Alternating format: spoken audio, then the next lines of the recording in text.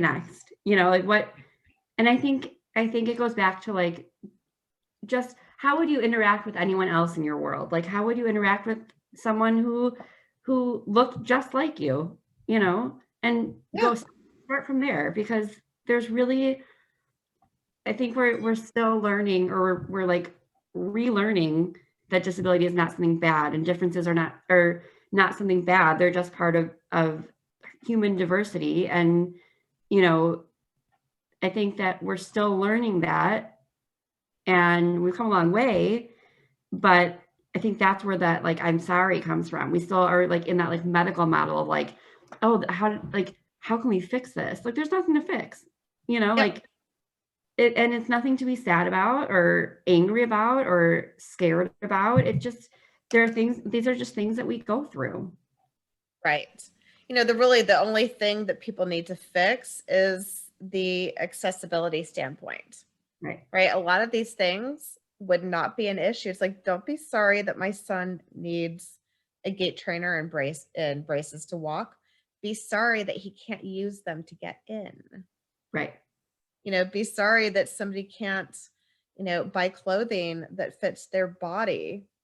Be sorry that, they can't go to this, pre-COVID concert or play or, get into, their school. I'm already looking at like our school and, gee, the button versus where he would have to be. It's like, that isn't going to work. Yeah. you know so be sorry about those things, and those are things that are actionable, are changeable. Hmm. um and you're doing one of those things right now, which is so cool, is making something that was really inaccessible, um to a broad spectrum of people, is becoming accessible. And with that, it's really joyful for a lot of people. So thank you again.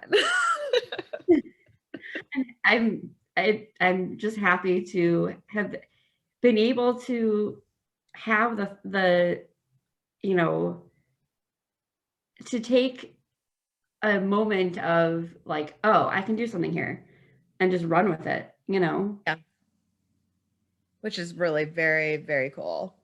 So as we're kind of wrapping up here, how can people get in touch with you? How can they get in touch with Knit for Unique Fit?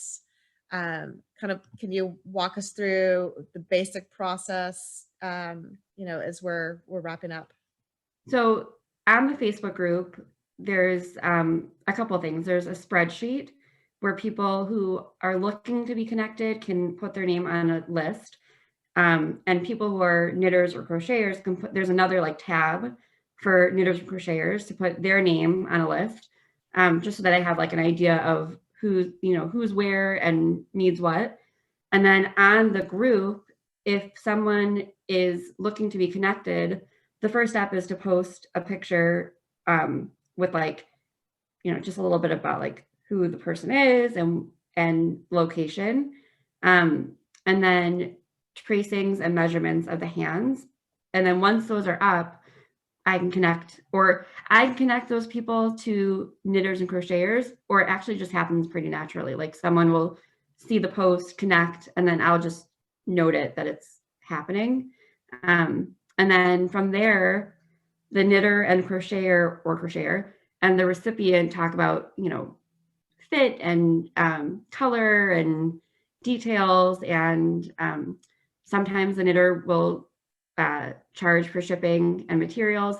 Sometimes they'll just do it out of like the kindness of their heart. And I applaud both of those. I think that like this isn't, while it's a very generous thing to do to give a pair of gloves to somebody, I think just like you would buy a pair of gloves, we also want to support the talent and the time of the creator who's making them. So I think like not to just assume that it's a gift and someone's just going to make you a pair of gloves, but that might be the case, that they'll just be like, oh, I'm just going to send them to you, no problem. But that's up to the two to decide. And that's it. And then, once you get them, to share a picture so we can all share in the joy.